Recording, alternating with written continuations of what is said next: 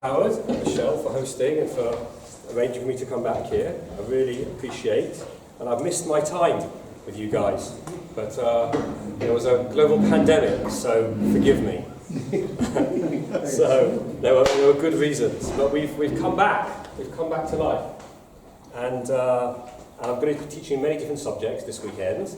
But as Howard mentioned, this Sunday is the second Yortzeit of Rabbi Sachs. And all over the world, there are programs talking about his Torah and his life. And I'll just say up front, I don't want to turn him into some kind of, magical Rabbi figure. We've done that to too many people of our history. We started a whole new religion by doing that, if you think about it. We don't want to do that. But we recognize great people. And I was a Talmud of Rabbi Sachs. There are many of them. I was a Talmud of Rabbi Sachs. And I had the privilege when I was the head of, being the head of London School of Jewish Studies, that every 6 weeks for about 10 years, I got to meet him. And we learned Torah, but mainly I learned leadership from him, how to be a Jewish leader. And so I'm going to share some of those ideas with you tonight. We'll do a bit of learning of Torah as well. I'm fortunate to hold this position of the Rabbi Sachs chair, so I get to go around the world teaching my ideas and sharing ideas of Rabbi Sachs. So this handout is something for you to take away with some ideas there. I'll speak for less than an hour, and I'm happy to take questions and to hear about his life to an extent. So I want to talk briefly about his life, but so that we can understand his Torah. Because there's often a relationship between someone's personal circumstance and the way they teach and what they give to the world.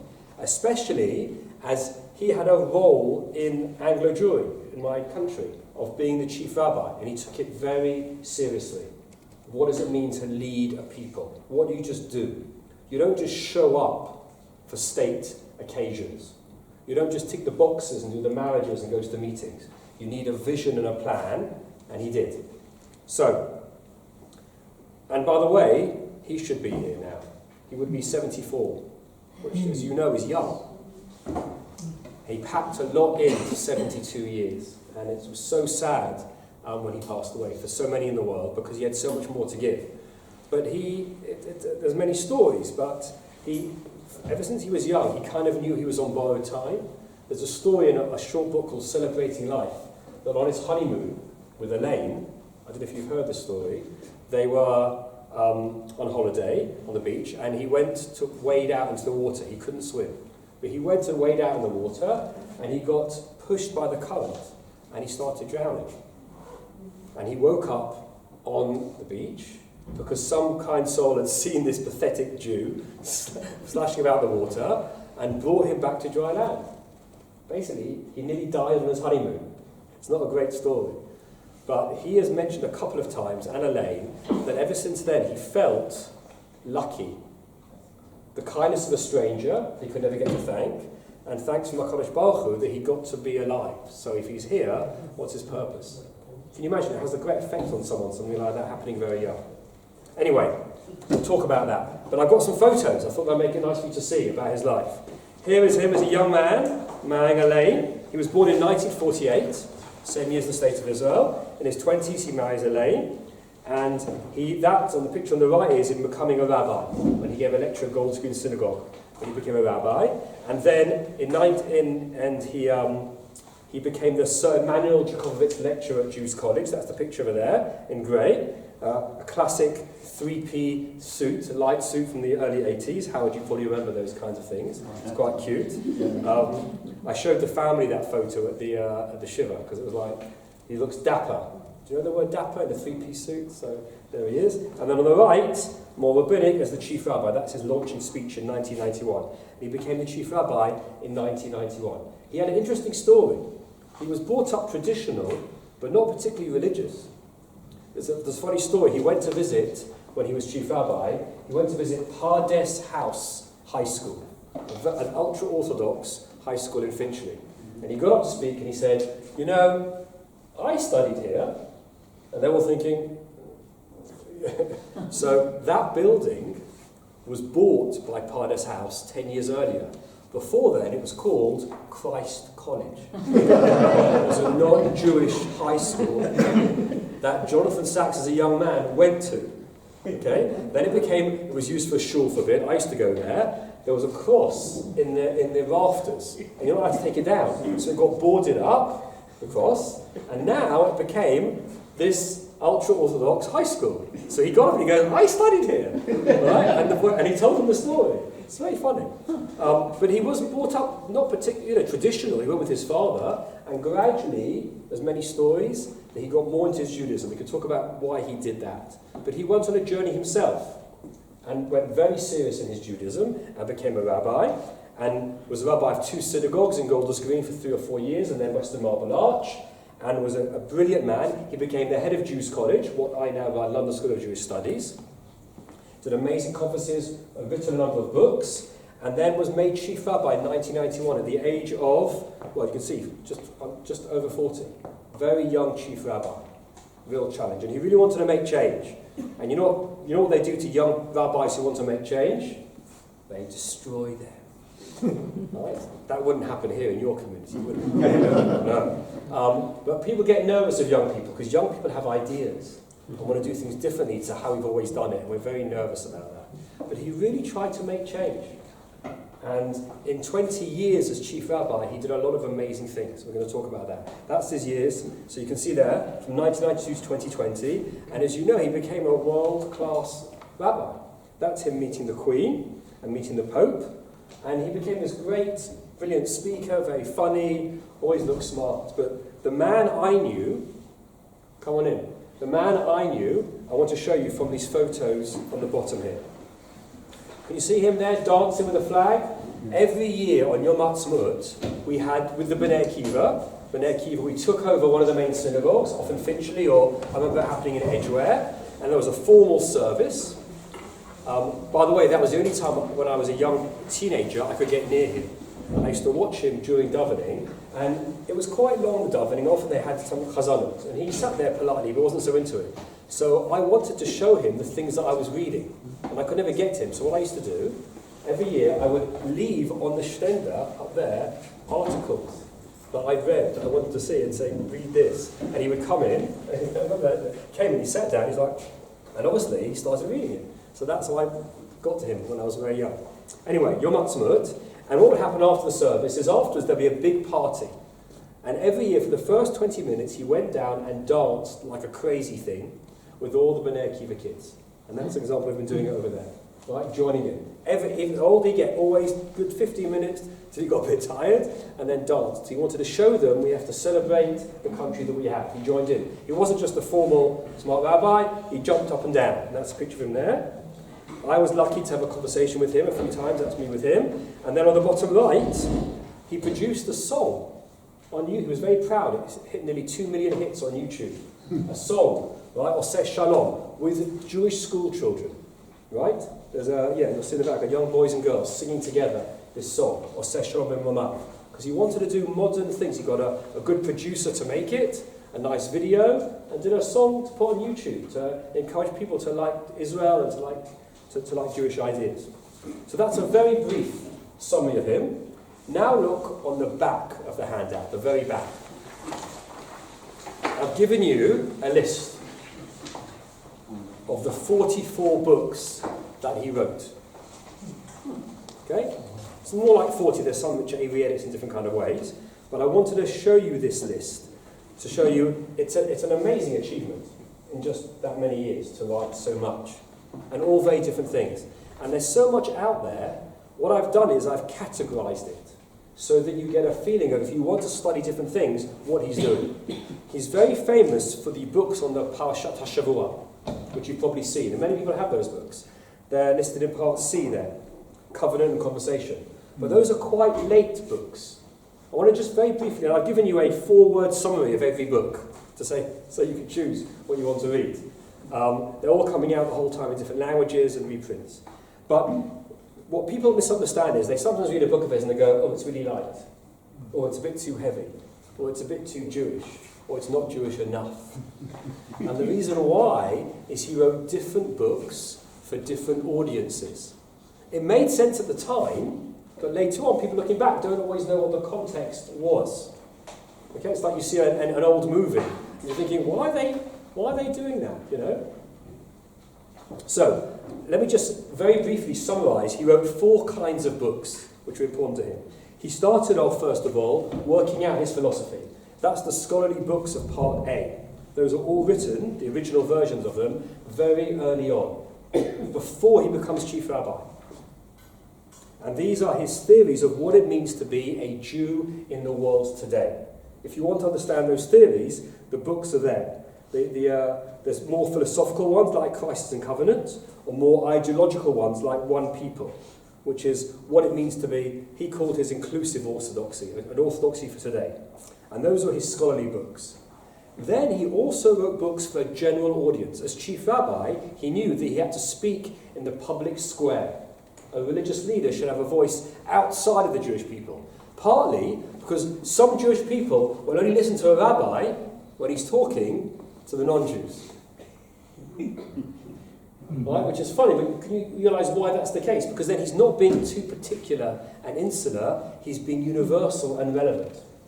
And just before he became chief rabbi, he was invited to give what's called the Wreath Lectures. Every year on the BBC, they invite a great academic, scientist often, or philosopher, to give a series of lectures that were shown on British television.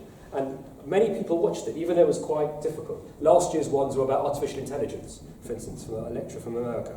So he got to give the Wreath Lectures at the BBC just before he became chief rabbi, and it was turned into a book, The Persistence of Faith, where he sets out his vision of the relevance of faith in the modern world. Now look, this is 1991 when he's writing this. On a Sunday morning, more people are going to home base. What's home base? I'm going to IKEA. Not IKEA. It's more when you buy wood and you buy things to make. Pardon? It's called Jumbo here. Jumbo. More people go to Jumbo than to church in England in 1991 on a Sunday morning. Oh, yeah. And he's writing to a very secularised society. Right? It's ironic. Britain officially is a Christian country, whereas America separates church and state. Yet there's much more religion in America than in England. Okay? No prime minister ever would get up and say, I'm a religious person, vote for me. Right? Whereas in America, it's the exact reverse. It's very interesting. So, in a very secular society, he makes an argument for the value of faith. Not just Judaism, but faith in general. And just briefly, his argument is, we've forgotten the third part of what it means to be human. We define society in terms of politics and economics. In terms of politics, you're a voter. In terms of economics, you're a consumer. And that's how society talks to you. Vote for my party, for the things that I want to do in society, and you use your vote as in a political view to state your point. I don't need to tell that to you, this country. You do that a lot with your voting. You're a person that can make a vote through your opinion. Second of all, you're a consumer. The market, which is absolutely huge, is trying to sell you things the entire time. And to improve them, you need the new one. You can't just have one, you've got to get the latest one. And the newest one, you have to keep up with everybody else. And you're rebuying and renewing and consuming the whole time. The measure of the success of a country is its GDP, right? Gross product, how it's growing. Right? Is the economy growing? Which they say is a positive thing, but that means we're buying more stuff to keep the market going. And he says the problem is there's a third part of what it means to be human. The third sector, meaning or value. I'm not just here to buy or to vote. I'm here to live as a human being. And that used to take place naturally in communities, mainly religious communities, talking Jewish, Christian, Islam, all kinds. But communities in the 80s and 90s were dying as individualism grew. And that was his argument. We've forgotten that third part. If you read Adam Smith's Wealth of Nations, where he talks about economics, the whole process, Smith lived in a Christian context. The virtues of living a moral life were assumed in the earlier times. And that's been forgotten. That was the third part. So Sachs, as a rabbi, but was giving a general argument to the general society of, we've forgotten the third part of what makes our society meaningful. We're also community. We're people that need to relate, to have rituals that joy, have celebrations together, life cycle events, commune together. That's another part of our society. And that was his argument, persistence of faith. So already you could see he was doing something relevant for the whole of society. And these books for the general audience were his ideas, spoken not just to the Jewish people, but to the country and the world as a whole. The famous one, Dignity of Difference, you know about, but later on, look at the last four, actually.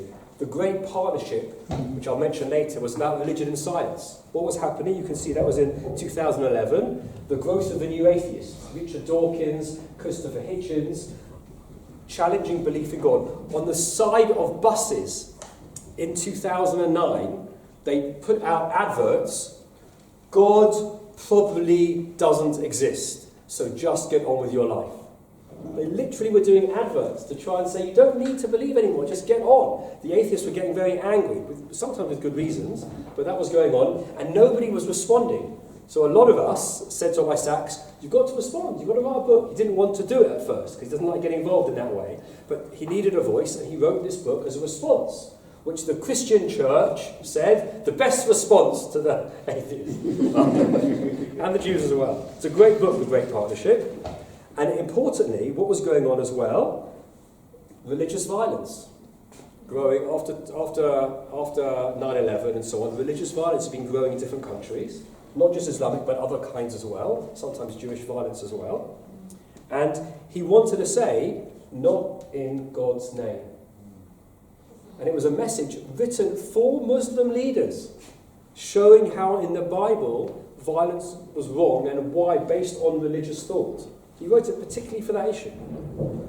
And then his last book, Morality, which was a general summary of his vision. The Power of Ideas was published after he passed away by his assistant. It was a collection of articles and essays and public speeches that hadn't been published before as well. So the general books for general society is section B. Section C was popular Jewish, as opposed to A, which was the deep stuff. The popular stuff was easier reads. These are the lighter books, where we have Jewish grandchildren and so on, and his series on the Sedra. Because every year as Chief Rabbi, he wrote a Devar Torah, and they got collected into books, and that's the series over there.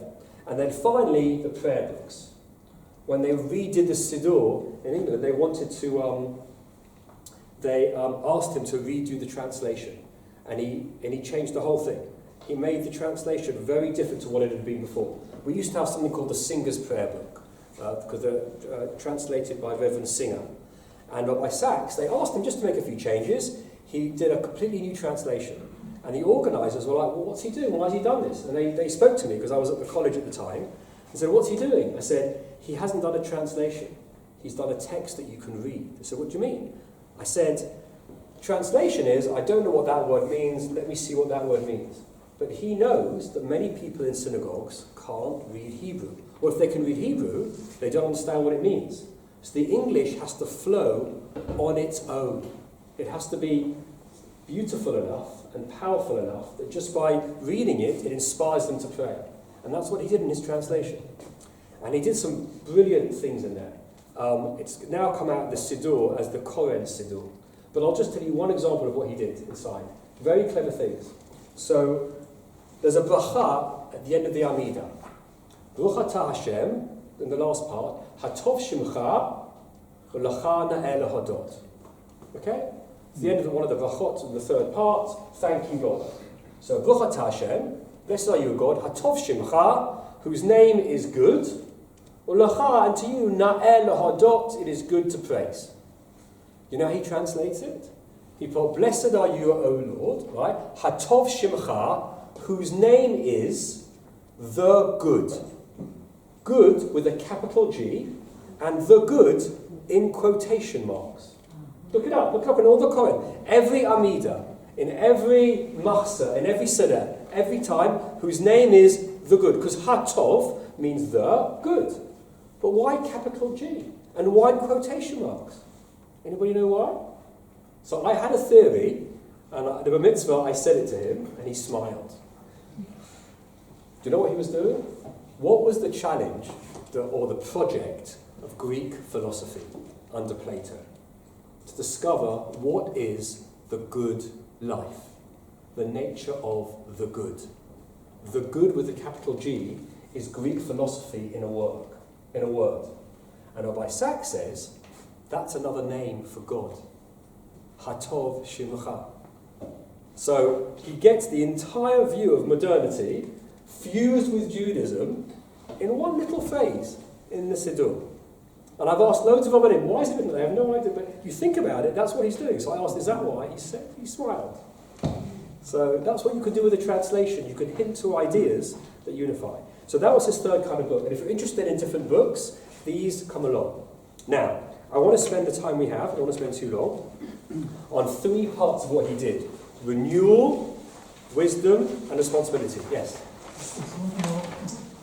Where did he get his Jewish knowledge from? Well, his Jewish knowledge? Yes, he learned at Oxford and Cambridge. And was he self-taught? Was he a self-taught person? So he went to synagogue every week with his father, and he got more involved in davening. No, I know. When he was in university in Cambridge, he won a scholarship through the B'nai B'rit to go and travel.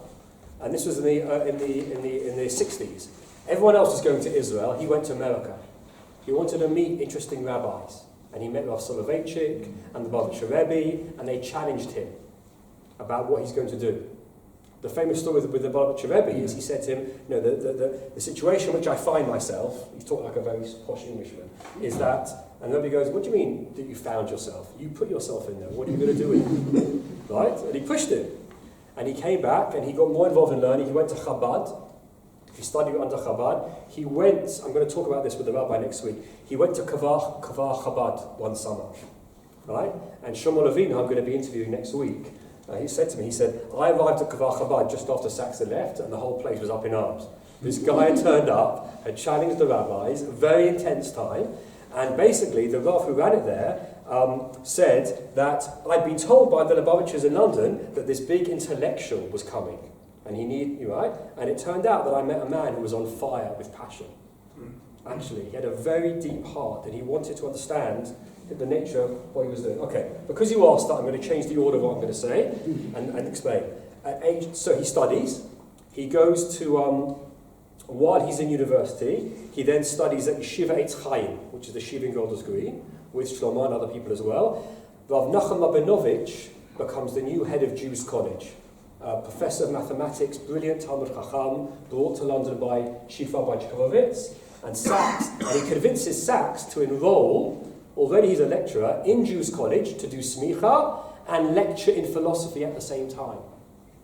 He did both. He was a lecturer in philosophy, but also doing smicha. And Rabinovich's smicha was really hard. So my Sachs said to me, it was harder than Oxford and Cambridge. He made him learn nearly all the responsa. And you have to understand, when you're a polymath, right, he didn't have a photographic memory, but he was the kind of person, you read it once, and he would remember where it was and understand it. Once he learned how to learn Gemara, just went through. He was very, very fast reader, and could comprehend very, very fast. So he came to it late, but he went through responsa very fast, and became a great Rav thinking about it. He published his first paper in Tradition, you know, Yeshiva University Tradition magazine, age 25, critiquing Rav Soloveitchik. The essay is called, you can look it up, Alienation and Faith. It's an amazing essay. I'm going to read a quote to you from it now.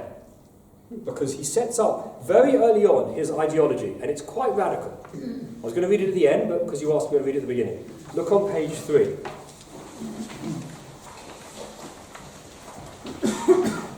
Everyone's trying to understand what Sachs was about, and no one knows the secret, right? No one knows the rosebud of the rabbi, if you're not referring to. But everyone recreates a rabbi in their own image. When Rav Soloveitchik passed away, I was in London, and I went to an evening of memory of his, and 4 people got up, and everyone said Rav Soloveitchik was really this. There was an ultra-orthodox, he was really ultra-orthodox, he only did modernity because he had to, he never watched television, he was a very religious man. The next one gets up, not true at all, he was this, and everyone was trying to make Rav Soloveitchik in their image. And people who do that with Rav Sachs, the rabbis who run community saying he was a community rabbi, the academics saying he was really an academic, the leaders saying he was really a leader. He was all those things. But if you want to know who he was, read what he wrote. So you can see here, this was published in 1973, Alienation and Faith. Now, in those days, you didn't write I. You wrote the Jew. And you wrote in third person. Later on, in the modern times, People write much more personally now. But then he didn't. But I've changed the words. I'm honestly telling you now, I've changed, every time he puts the Jew, I've changed it to I. Right? Because he's writing his philosophy here, his credo. And I'm going to read and explain it to you, and it's really radical. There's a 25-year-old man, not a rabbi yet, studying, having read Soloveitchik, read Rabbi, getting into his Judaism, and this is and learning a lot of Chassidut. He says the following: I am defined by my relation with God, so I'm only dialectically aware of myself as distinct identity. Now that's difficult even if you speak really good English. What's he saying? We think we are individuals, physically created by God or born to a mother, but we exist. And once we exist, we work things out in our world. We might find God, we might be brought up in a religious tradition, and then relate to God and be close to God. Sachs says, no. I am only me in as much as I understand my relationship to God. He didn't see himself as an autonomous individual. It's completely against modern approaches. And he completely believed this, by the way. When you read the more of his writings, you understand. He explains, I was made by God. Indeed, I can reach God by an inward journey to the depths of my soul. Tefillah, Deveikut, growth, we all understand that. I am joined with God in love, Ahava, and separated from God in awe, Yirah. Reverence for God, love of God. But look at this. Even the separation is full of the consciousness of God. When I run away from God, that's part of the relationship. If I didn't believe in God, I wouldn't be running away from God. Because I only exist as a result of God, when I fight God, I'm conscious of God. Rejection is admission. Okay? The more you build walls against modernity, the more you're admitting modernity exists. Everyone's responding to modernity. You can engage with it, you can reject it, you can do a deal with it, but you can't ignore it. And the more walls you build and the more you say no, the more you're recognizing its power. Interesting. Anyway, but even the separation is full of the consciousness of God. So mind, body, and that, he goes really all the way. I wanted to end with this because I thought I might shock you, but you pushed me. So my embodiment in the physical world, my physicality as a person, is not my only or my primary reality. So I'm not just a physical body, you say, and that's not even the main thing that I am. What? Any child you bring in here, I'm a physical body. I might be some of the things, but that's what I'm mainly. He goes, it's not your main thing. He says, I view it teleologically. What does that mean? It means I am placed here for a purpose. And I can discover this by analysing my capacities and my environment. This I can affect, this I cannot. So it's not that you grow up and then you think, what might I do with my life? My life is a response to an opportunity that God has made me. What do I do with what I have been given? I have been given this life, therefore that fact of existence makes demands on me of what is my purpose. He says, my identity is given by my distinctive role in relation to the world, my covenantal mission. In being myself, in performing my role, I am placing myself in harmonious fusion with the rest of the world, for my role only has meaning in the light of all others. Do you realise how radical that is? To see yourself in that way? It's ironic because it's individual and yet anti-individual. It's anti-individual in that I've been given a purpose in this world, but it's individual, which is only my purpose. No one else has a similar one. So again, I'm doing things out of order now, but his 20 years as chief rabbi, remember I told you have to have a vision? He set up a challenge. Every leader has to do this, right? If you're leading a Jewish education organisation, if you're running a synagogue, you need to have a plan. You can't just go on every day. So he was chief rabbi for 20 years. The first 10 years, he called the decade of renewal, renewing Jewish life. And he wrote books about it, he encouraged projects about it. And in the second 10 years, he called it the decade of responsibility, based on this ideology of what you're going to give to the world. And he explained that a Jew is someone who gives to the world, to his people, to his family, his society, and to the world as a whole.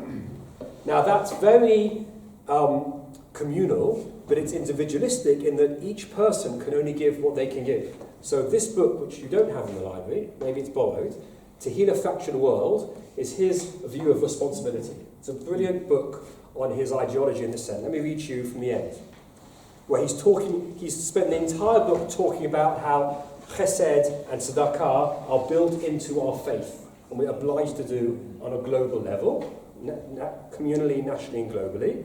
And he ends by talking about that each one of us has a particular mission, a particular opportunity based on our individuality. And he ends the following. He says, there is no life without a task, no person without a talent. Just psychologically, how important is that? We tell our children. No person without a talent. No place without a fragment of God's light waiting to be discovered and redeemed.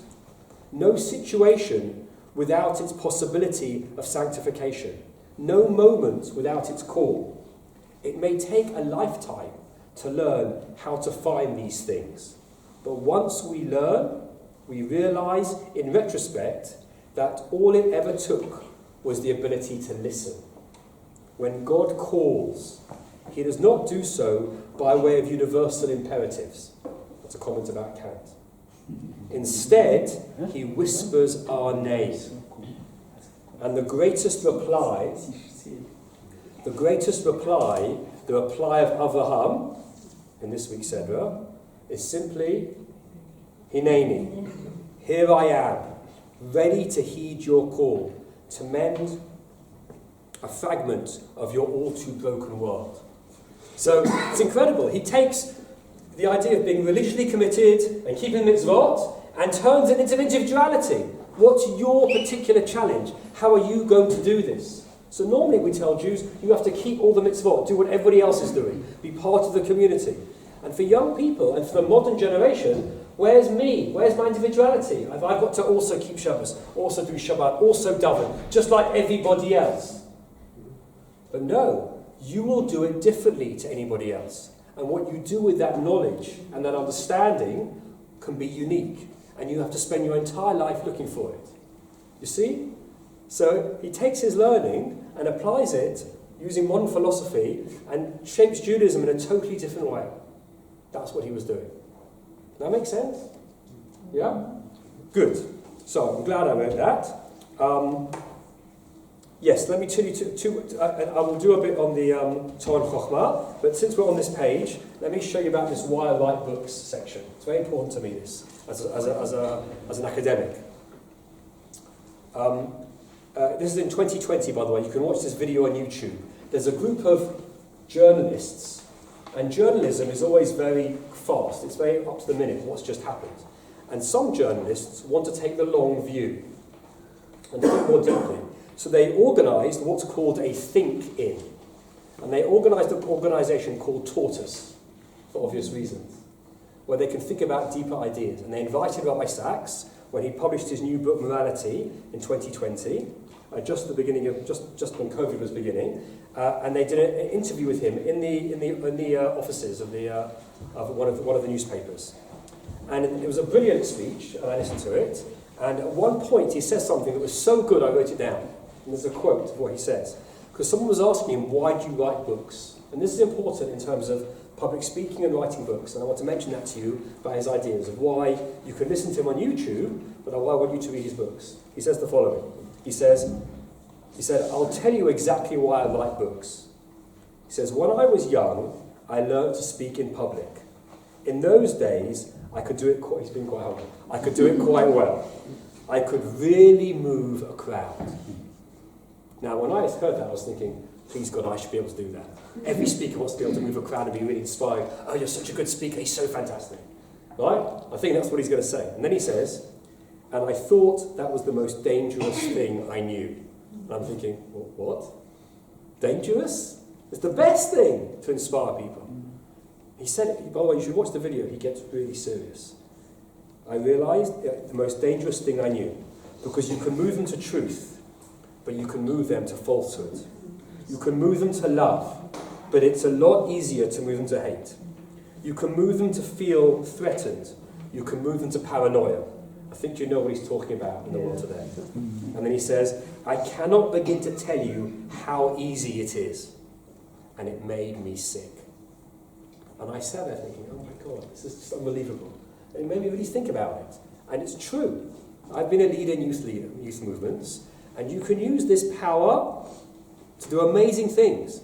But you can also cheat, play games, be egotistical, and do terrible things with the power of speech. And Rabbi Sachs admits it's actually quite easy. It's not great to be a great speaker. You just learn how to do this and do the clever lines and all that kind of stuff. And he said it made me sick. So he said, I still speak publicly. It's what I do. But I decided I was not going to do this any longer as the carrier of what I have to say to people. So I'll give a public address, but I'm going to be more serious. I'm going to set it out in print with sources, with footnotes, with qualifications whenever I feel it appropriate, and say, now here it is. I'm not trying to persuade you of anything. Just read it on your own and tear my argument to shreds. That's why I wrote the book. And that is the difference between what the Greeks used to call philosophy and sophistry. And that's why I write books. You see what he's doing here? He's saying if you're really serious, and by the way, I'm just finishing my book. It's taken years, because what you can do in a speech, you can't do in a book. You can get away with things. You can make a jump, make an eloquent statement about a particular part, and everybody goes, oh, yeah, he knows what you mean. In the book, you have to do the footnotes. You have to make the argument, and it takes a long time. But that's where you build. And these books, I think, he didn't just do that for us, he did it for himself. He wanted to work out the arguments he was doing. There was once after a lecture, it was the head of UJS, she went to ask him, I was dealing, it was a public lecture, I was organising it, and people came to talk to him afterwards, and she came out from him, and she said, I'm really upset. I said, why? She goes, well, I went to ask him a question, right, and I asked my question, he turned around and he said, I wrote a book about that. And stopped. And she goes, he didn't answer my question. I was like, do you understand what he just said to you? He said to you, your question is so good, it's so important, I spent an entire year writing a coherent, systematic, argued response. Please read my book. And I said to her, go and buy the book and read it, and I'll arrange with you a private interview with him afterwards. Right? And that's what she did. Because he was trying to say, I care about this. I care enough, I've written a book about it. So this is the person he was. If you want to know who he really was, you can watch the videos, and there's a lot there. But some of the books build up his philosophy. Now, will you bother to do that? Now, I'm going to be really naughty now. Will you bother? Maybe not. Why? Because the Rambam was right.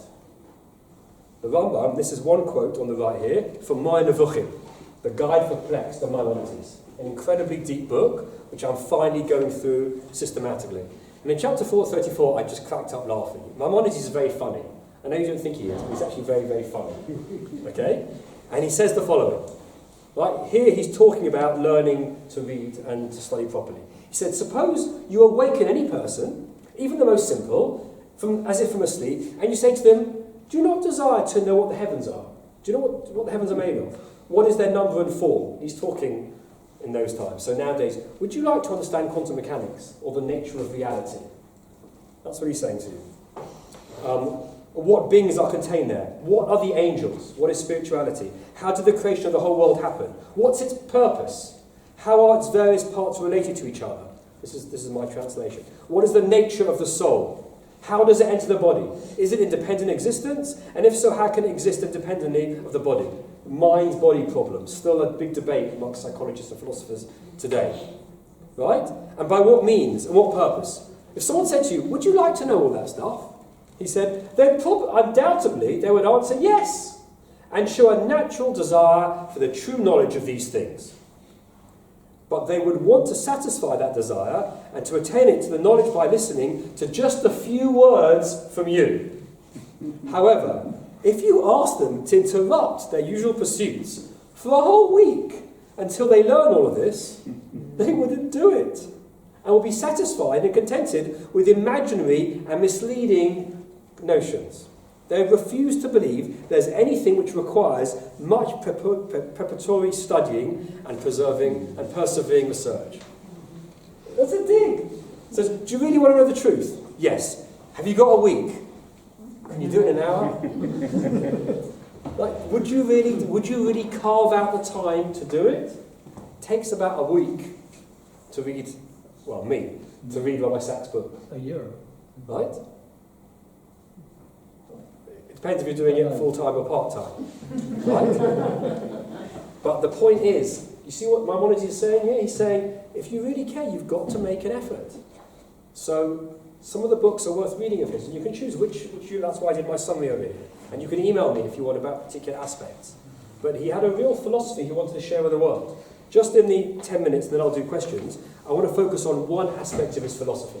So remember, in the title, I showed you there was Renewal, Wisdom and Responsibility. Renewal was the first 10 years of his chief rabbinate.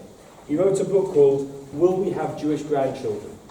The Challenge of How to Live in the Modern World in an Open Society. We talked about it earlier. Do you do segregation? Separate yourself out? Do you do assimilation? Do you go to Israel and have a response? Or do you do some form of integration between the two worlds? Do you try and put the two together? So that was his renewal process. Okay. And at the end, as I told you, he did responsibility, which was this challenge to the world. The thing that links it is his view of Jewish wisdom, and this is on page 2. Everyone likes to talk about what is modern orthodoxy. And when I ran the college, I said to him, I want to do a whole conference on modern orthodoxy. And he said, Raphael, don't. Right? Don't talk about it. You end up with, this is modern orthodoxy. This isn't modern orthodoxy. You know what he said? He said, don't teach modern orthodoxy.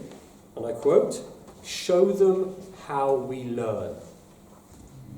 Show them how we learn. Teach Torah in that way. And he was right.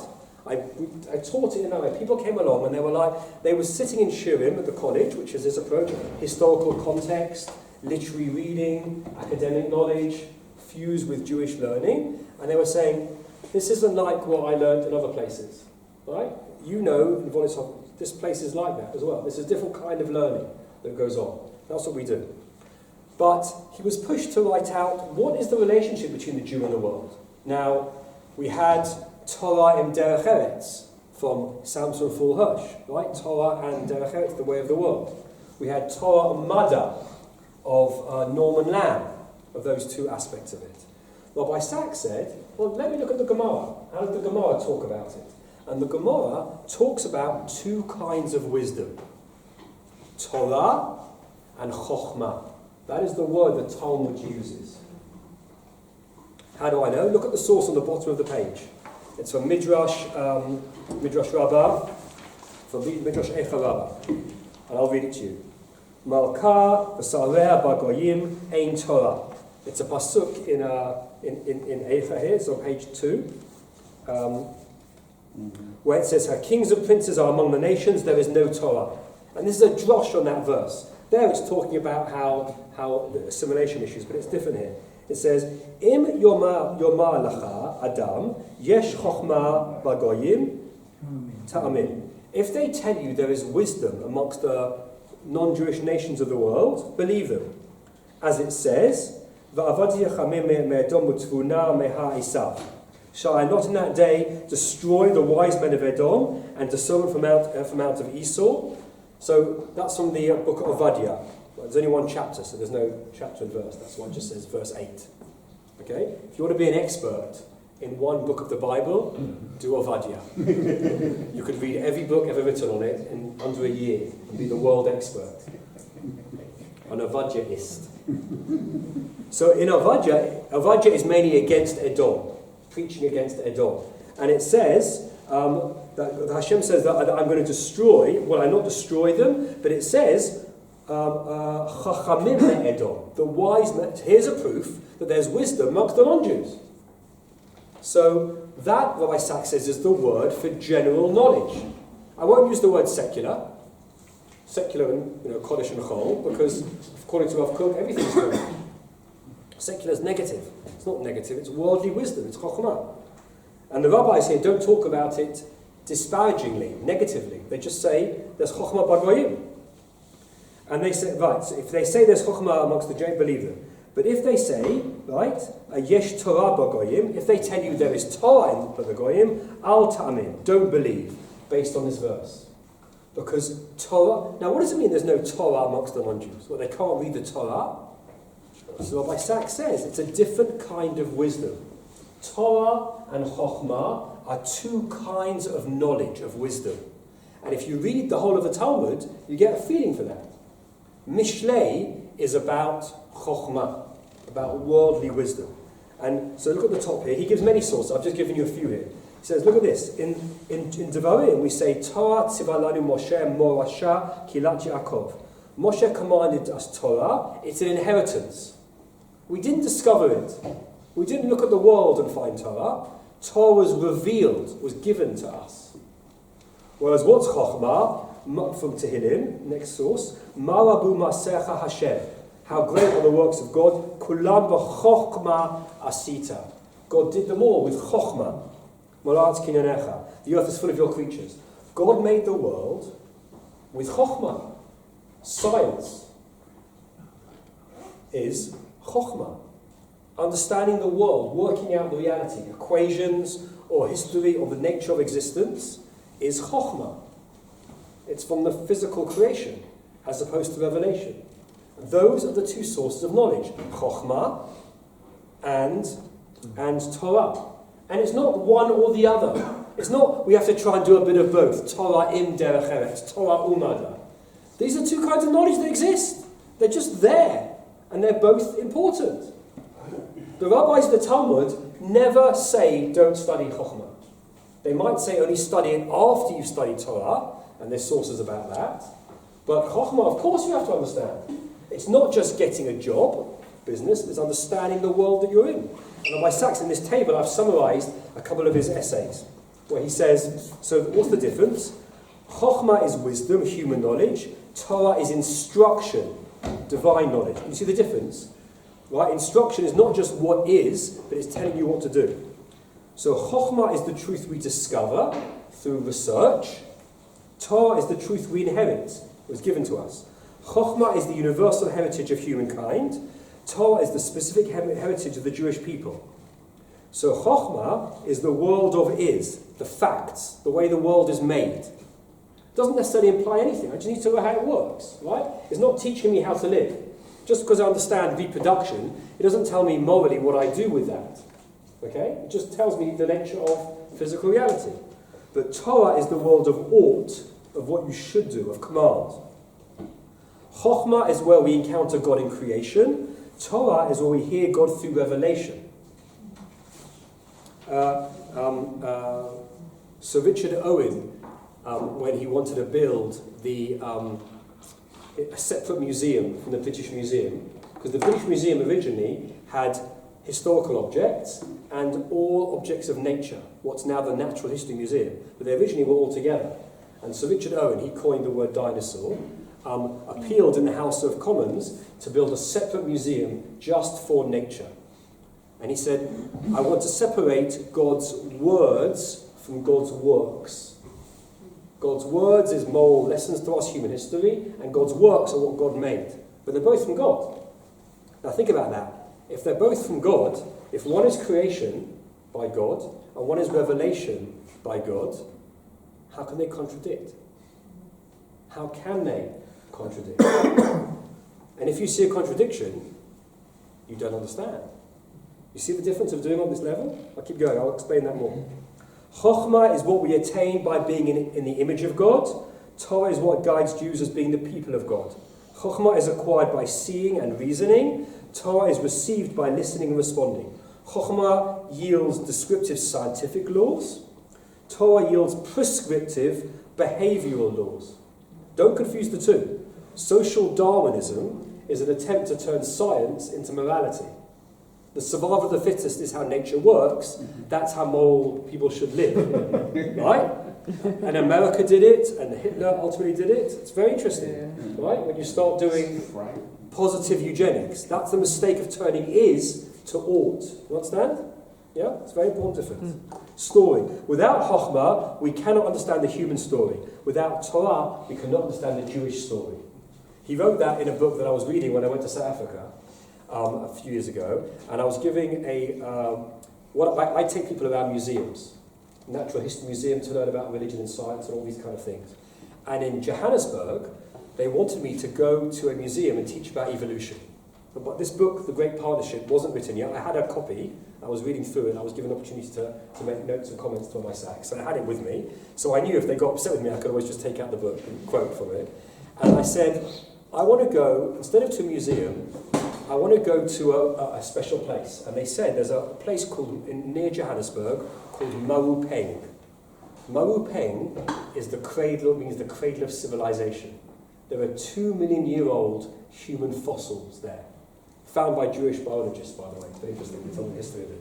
And I took 50 rabbis and rebbetzins and teachers to teach about evolution at the cradle of civilization. Right? Some of them very nervous about learning this stuff. And I stood at the entrance, right? And based on this, and I said to them, what does a Jew feel when they come to Israel? And they said, they feel like they're coming home. This is my place. This is the place of the Jewish people. I said, what you feel as a Jew in Israel is what I feel as a human being standing here at Mawupeng. I'm coming to the origin of human civilization. This is where we came from, out of Africa. And it's quite moving for me to know this is the origins of humanity. And they're looking at me thinking, who is this guy? Right? But I was trying to show them there's the universal aspects of humanity and the particular aspects. So universally, God made the whole world. Particularly, we have our place in Eretz Yisrael. So that's what he describes. And in the two paragraphs here, he explains the relationship between Chokhmah and Torah. So one is a quote from his Haggadah. By the way, it's a great Haggadah. His Haggadah is excellent because he's got a running commentary to use on Seder night. But at the end, he's got 20 essays for during Pesach, right, when you're bored of the matzah. And you can read through his different essays on much deeper ideas. It's a great Haggadah. So he wrote the following. The two, Torah and Chokhmah, are not equal in their significance to Jews. Torah is holy in a way Chokhmah cannot be. It's more directly from God. Yet, both are significant. For if we are to apply Torah to the world, we must understand the world to which it applies. As I tell people, you've got to read the newspaper. Otherwise, how do you know what to pray for? Right? You can't respond to the world and ask God if you don't know what's going on. That's what he says here. Because the God of creation is also the God of revelation. There is ultimate harmony between them. Even though given the imperfections in our understanding of both, it may not be evident at any given moment. There might be a contradiction. For over 1,500 years, the prevailing view from Greek philosophy is that the universe was eternal and did not have a beginning. That was the view. And until the Big Bang, it changed. Right? The view in philosophy was the universe was eternal. And the fact that Torah said the world began at a certain point was a contradiction to Greek philosophy. Now everyone's so happy to quote about the Big Bang. Well, when I went to get married in London, there's something called the banns. You have to go and announce to the local council. They check that you've never been married before, like the bet did, and then you're allowed to get married. So I sat there, and the woman there, and she could see I had a kippah. And she said, "Are you a religious Jew?" And I said, "Yes." She goes, "I'm Christian, I love the Bible." And she said, "Isn't it wonderful how modern science, like the Big Bang, has shown that the Bible is true, right? And that God made the world. Isn't that wonderful?" So I should have just said, "Yes, can I have the form?" But I said, "Yes, but you have to be careful because science changes the whole time, and sometimes it might come up with things that contradict with religion. And if you only believe in religion because of science, then you won't be religious." And she said, "But isn't it beautiful how it all works together?" Now I realise that I said, it's really beautiful. Can I have the form, please? So Right, that issue. So it doesn't always fit together, the two things, and that's so you have to be careful about that. Okay? So he's saying, but ultimately they cannot contradict. How can God's words and God's works contradict? There must, I believe, be an ongoing conversation between them. For otherwise, Torah will remain a closed system with no grip, no purchase, no influence on the world outside its walls. As Raphael said, if you take the life out of Torah, you take the Torah out of your life. And again, Sachs makes it even clearer here. A Judaism divorced from society will be a Judaism unable to influence society. I don't think we're better than anybody else, but we have a seat round the table. We have a particular mission given to us to share with the world from our Torah. We're not better than anybody else. We've been given this task to share. But if we don't know what's going on in the world, we can't influence. Worse, we don't even know the message. Abram Joshua Heschel, brilliant philosopher and rabbi of the last century, he was once asked, what are the Jewish people? In one line he said, the Jewish people are the messengers of God who have forgotten the message. Just think about how brilliant that is.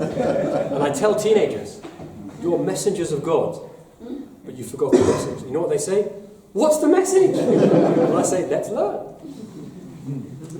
It will not speak to those who wrestle with the very realities, poverty, disease, injustice, inequality, and other assaults on human dignity to which Torah was directed in the first place. Torah to look after the orphan, to look after the widow, to look after the stranger. Torah and Chochmah must be reunited if Judaism is to recover its ability to speak to the world without fear of the world. Just think about that line. Right? To recover its ability to speak to the world without being afraid of the world. I have argued for a Judaism that has the courage to engage with the world and its challenges. Faith begets confidence, which creates courage.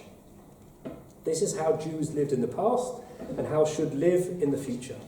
And that's what this book is about, to make a difference in the world. So I hope I've shown you just briefly, there's much more to say, about his philosophy, his origins, not brought up particularly religious, swallowing Judaism with great teachers, and realizing from Hasidic thought and from traditional learning that Torah and Chochmah is an integrated system and demands us to act in this world to our people, to be knowledgeable, to care about our own first, but also to have a vision to the world. And that's what he tried to do. That's what he tried to do. He wasn't either Professor Sachs or Rabbi Jonathan, he was both. Just like with the Rambam, people can't understand. Right? The philosophers say he was really a philosopher, and the Guide for Perplexed was the real book. And the Mishnah Torah, the book of Jewish law, was just for the hoi polloi, it was just for regular people. That's what the academics say. And the rabbis say, no. The real book was the Mishnah Torah, the book of law. That's what he was, a religious rabbi telling you to keep halacha. And the philosophy book was just for the people with questions to answer them. Right? And smart people say, unless you understand the same man wrote both, you don't understand the man, and you don't understand either. It's all one. And Rabbi Sachs followed that derech as well. Thank you very much.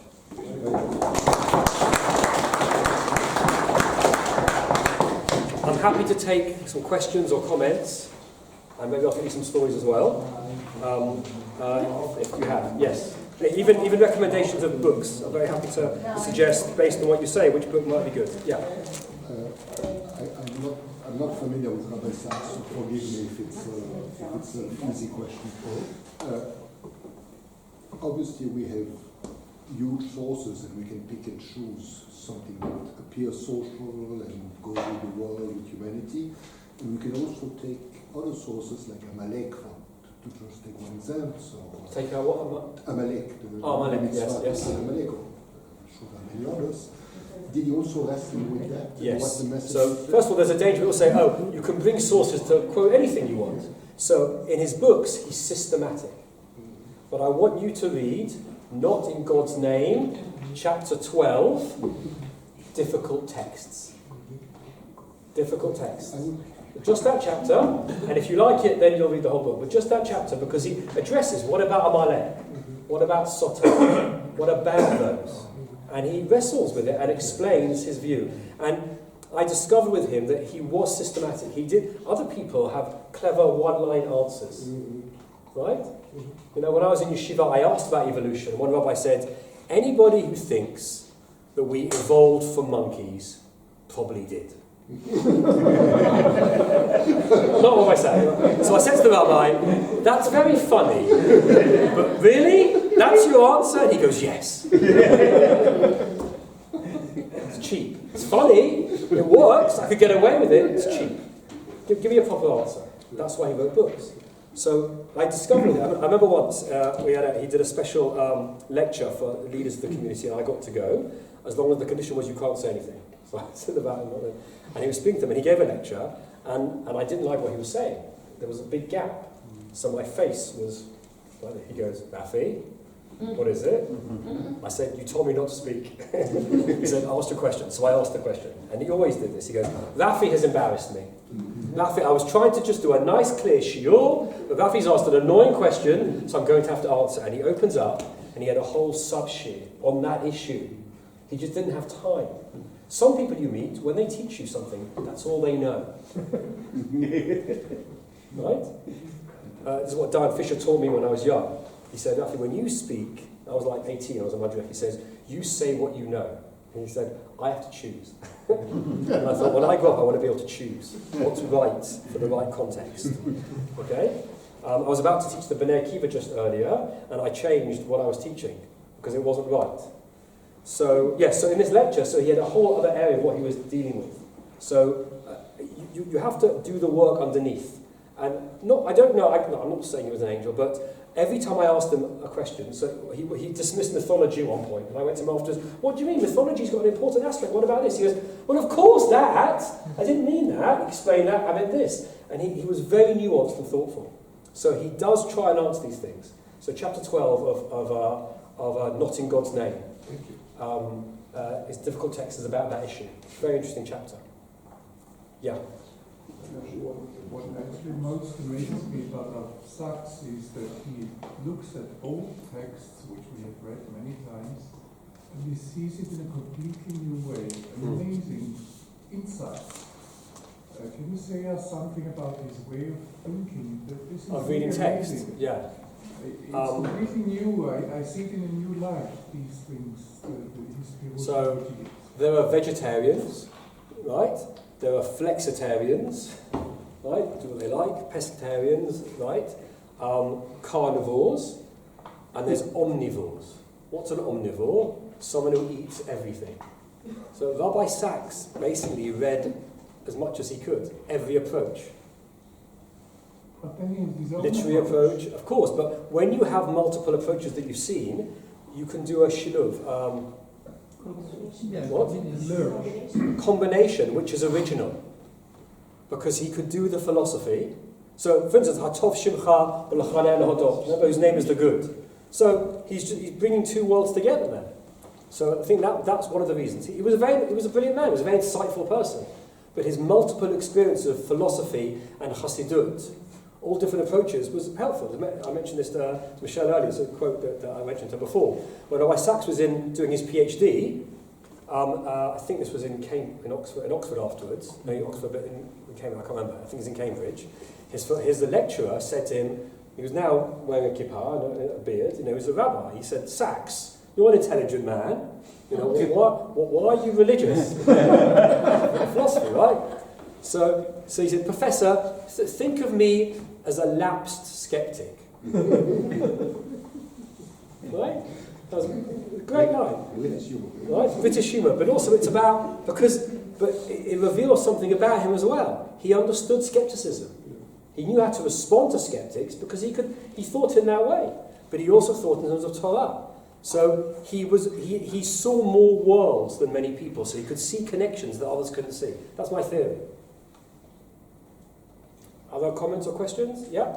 Sorry to ask. Can I ask you to repeat again? I didn't get it. That South African story that you told. I simply didn't get it. So what I was saying is when you go to Israel, you feel like you're coming home. Do you feel that? Yes. So when I went to the place where they found 2 million year old fossils of human beings, Yes. I was coming home as a human being. It's the origin of humanity, the origin of human civilization. So just like you do a pilgrimage to Israel and you feel connected to the Jewish people, when I went to Maupeng, I felt connected to humanity, the origin of being human. Why? What? Because you had fossils that were reportedly 2 million years old. Maybe Because- there are even older ones. But Why there are. So is we found we found a human skull, we found human skulls all over the world. Yes. But we now are the oldest ones, Yeah. right? Pre-Homo sapien, right? The earliest Homo, right? Yes. Habilism is in Africa. And From if you there. find one in Zermatt in Switzerland, then you will change your feelings and you will go over to Zermatt. Well, no, I would, but no, but we In know. comparison to Israel, because when I go to Israel, I will never get to any other place where I will feel home. Sorry. Yeah, it's interesting. But now you have South Africa, No, no. maybe we'll find a So, no, Bob, I'm going to answer you playfully. I wonder how a Chabadnik feels when they go to 770. Sorry. How does a Chabadnik feel when they go to 770? How does a Breslaver feel when they go to Uman? Heaven. Okay? So there can be more aspects than one home. I was just making the comparison of individual origin and universal origin, and just comparing them as an idea. Okay, so that's for all the Jews, and this is individually where everybody himself. Where all humanity comes from. Man, not as Jew, as man. Homo Okay. sapien. So I can tell you some. I want to tell you. I've got many stories about him, which reveal aspects of Torah. But any comments or aspects of what I said? I just want to make a comment on that really wonderful sentence. A Judaism divorced from society will be a Judaism unable to influence society. You quoted that in the framework of Jews and the rest of mankind. Mm-hmm. It applies very much today within Judaism. Right. There are groups in Judaism that are divorced from the Jewish society. And that's their problem. Can be. Again, I never want to denigrate other people. Rabbi Sachs taught me. I was once in his house, and I was upset about a different group of people, and I was talking angrily, and he said, Rafi, dignity. Always with dignity.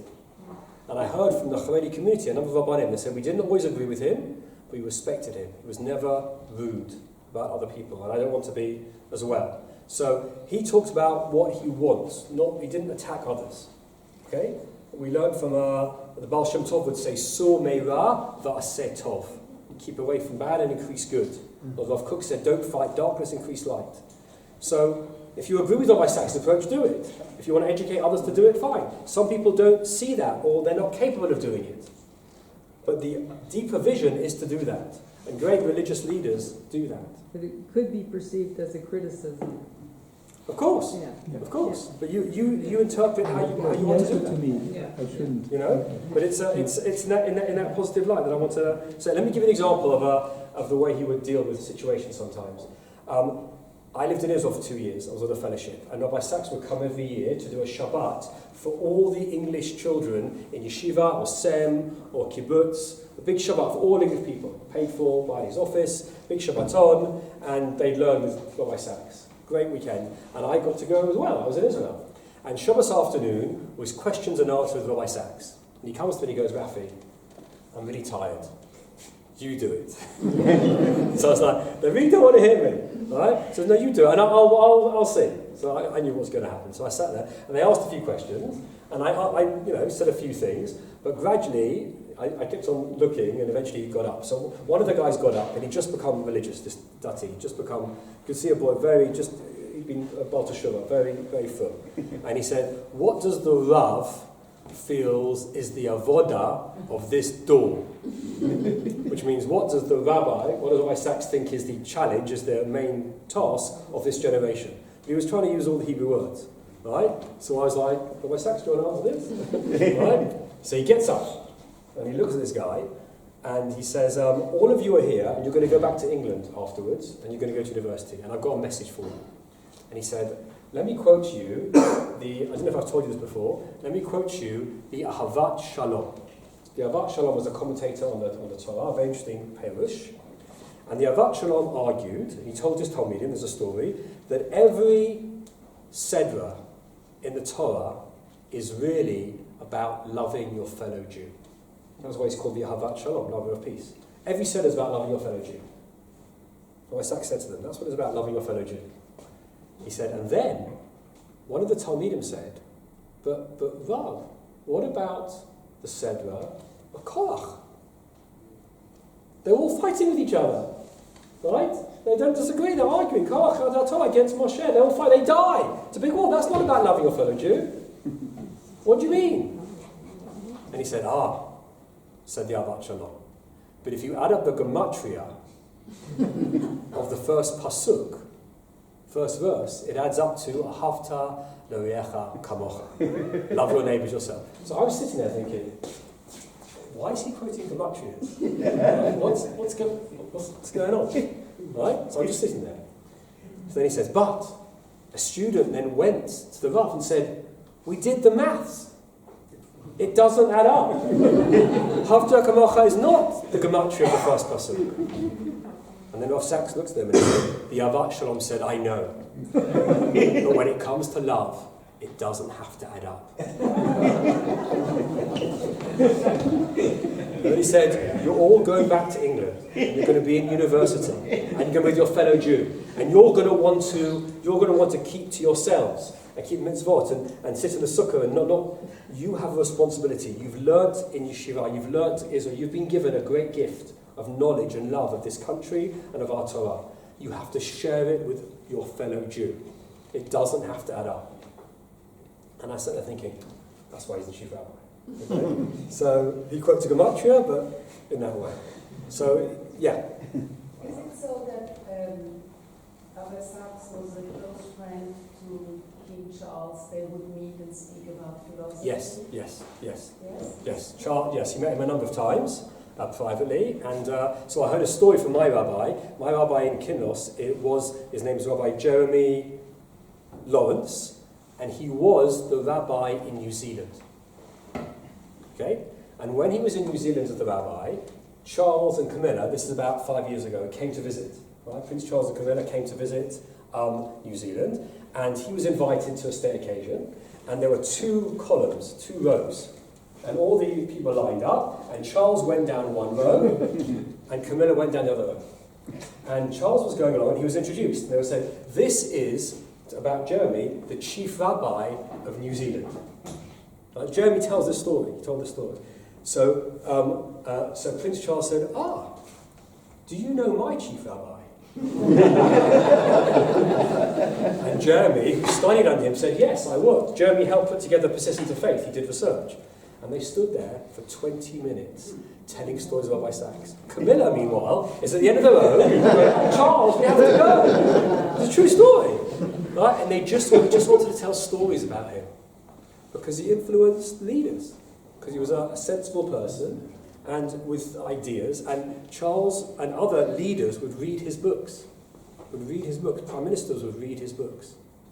There's a story about Gordon Brown doing it. And once, one of his books, I said, Rabbi Sachs, why are you quoting these philosophers? You always quote McIntyre. These are really, I've never heard of these guys. He said, they were Tony Blair's lecturers in university. That's the level he was working at. He wanted to influence different people and understood what made them tick and what they related to and respond in that kind of way. So, but the relationship was never about ego. Was never about, let me tell you a story that proves that. Never about fame, ego. In Anglo Jewry, we do very stupid things. 15 years ago, they did, who is the greatest Jew in Anglo Jewry ever? Right? Top 100 Jews. Right? And all the rabbis said, they didn't care about it. They all cared about it. Right? I made it in there. I was really happy I made it in there. Okay? And who was number 1? Rabbi Sachs. Okay? So we came out on Shabbat, greatest Jew, of Anglo Jew, Rabbi Sachs. And on Sunday, I'm going to a funeral of a very important person in the community. And I go there, Rabbi Sachs is doing the funeral, and he calls me over just before. And he always did this, just before a big important event. He's completely calm. He knows what he's going to do. He's got time to do meetings. He calls me over, and he goes, you've been asking for money from that particular person for a long time. He said, they called me last night to wish me Mazel Tov for being the number 1 Jew. Call them tomorrow, you'll get the money. Do you understand? For him, being number 1 wasn't ego, it was an opportunity to do good. Another time, I won't tell you who, a very big American Jew came to the Federation, had a dinner, and he was the guest speaker. And Rabbi Sachs was there, this American, I won't say it is not appropriate, and he talked and he said a few rude things about Rabbi Sachs in front of him. You know, you don't understand that, it was really rude. And the next day, the UJA, the Federation, came to apologize to Rabbi Sachs, right? And said, look, we're really sorry. He said, no, it's okay. He said, but I've got a project that needs some support. Do you think maybe... Understand? So when you don't have an ego in that way, when you just want to help, when you're built, remember what we read? You're built in relation to God. Everything's an opportunity. So you want to apologize to me? So what's that value? How can we help Yisrael with that? So I get emotional. It's amazing to think. I watched him. He didn't think in that way.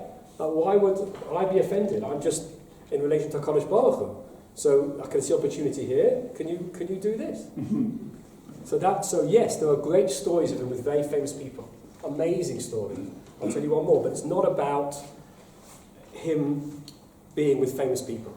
The most famous one, which I love, is on the way back from Yitzhak Rabin's funeral. Do you know that one? Mm-hmm. He went to the funeral in Israel, and Tony Blair was there, and Paddy Ashdown was there, the leaders of 3 of the major parties in England. And on the way back, they said to Rabbi Sachs, we're going on a private jet. Would you like to join us? Get there quicker, right? So why not? Quicker than going through the airport. So he went on the jet with them. And he had to give the drasha in Shiur. So he was prepared. He was there sitting, learning Torah. Right? And Tony Blair leans over, the Prime Minister at the time, says, what are you doing? He said, I'm learning my... He goes, oh, can you share with me? So Tony Blair's sitting there, and then Paddy Ashdown comes out, can you show me? And all the politicians around him, and he's giving them a shiur on the plane. Right? And he said to me, Raphael, he said he was so moved because he said, you know, Jews didn't used to be respected, and now they're asking me to teach Torah. He didn't see it in terms of him, he saw it in terms of the connection. I'll do one more story that relates to that, because my favourite one is about the Guildhall in Cambridge. You know about this? He was invited, when his father passed away, and he was saying Kaddish for the year. My father passed away in February, and I'm saying Kaddish. And he was asked to go to Cambridge to give a public lecture to the university in the Guildhall, this amazing, huge, beautiful hall with all the academics from all the departments, 1,000 people. And he said, I'm happy to come, but I'm saying Kaddish, can you organise the Jewish community to have a Mariv afterwards, downstairs? Okay, so he gave the lecture, they all applauded, he went downstairs afterwards for Mariv, and he led from the Amida, he davened. He's davening the Amida, and there's an academic in the corner who starts crying. Davening, not religious, just sits there the entire evening crying, the whole night crying. And the Rasak's like, did I do something wrong? Right? And he said to him, can I ask you why you're so upset? He said, Rabbi Sachs, I'm a professor of history. That's my field. And I don't know if you know this, but this site, the Guildhall, was the site of the old pre-exile Jews from England, when we were kicked out of England, was the site of the synagogue in Cambridge. And no Jew has davened here for 800 years. And to see you, not just davening, but speaking to Cambridge, which was all Christian in the 13th, 14th century, and did not respect the Jews, to be a chief rabbi respected by that, it's just too much for me. And so I was crying. I'm not religious, so I'm not going to dove, so I was crying.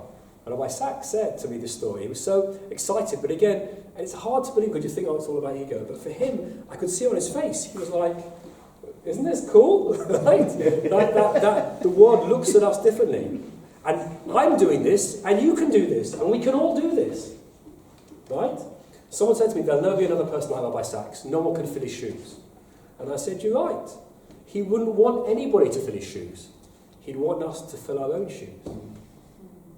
And to follow those ideas that he taught, and that we can do it on our level as well. He said, if you're embarrassed of your religion, others will be embarrassed of your religion. If you're proud of it, others will be proud of it. And that was his dare. So I know it's a very long answer with lots of stories, but he saw his fame as an opportunity to do more good, right? I keep saying one more, but I'll do this sort of relates to this, where he was given the Templeton Prize for faith. And I was there with another rabbi, and you basically, as my Sachs mentioned, he goes, if you get the Nobel Prize, you get about $500,000, but the Templeton is $1 million, so it's more. And this rabbi said, well, if I'd won that prize, I'd buy a boat. I said, I think that's why they didn't give it to you, Rabbi. So they go to people who don't buy boats. But someone used to say, these people say to me, oh, he just wants to be a lord, he just wants to get fame and, to be a lord. And, he's nice to Jews, so he'll be famous and everything. And I said to them, and I honestly say this, I said, he's much more arrogant than you could possibly imagine. And they go, what do you mean? I said, you think he wants to be a lord because you want to be a lord, right? You want to get recognition and be famous, and that's what you think is great. But by Sachs was arrogant enough to believe he could contribute to changing the world. He actually believed he could help change the world through ideas, through the power of ideas. And being a lord would help him do it. And that's why he wanted to be a lord. Right? So I was trying to challenge that. I'm being facetious, but I was trying to challenge that person to understand, when you've got a vision, these awards are to help you what you want to do. They're not for their own sake. And if you're focused on your vision and your purpose, then you can do that. And he was. And I will end, I think we should end here, with a quote at the very beginning of the handout, which is in a way a summary of what I've tried to say to you. Where what we want to do meets what is crying out to be done, that is where we should be. It sounds nice and simple, but he's saying you need to discover with your particular abilities, your Jewish knowledge, your general knowledge, your particular personality, your way of being in the world. When you realise what that is and how you can help, that's what you need to do. You need to find it. Totally committed to God, but at the same time, completely individualistic, as he was.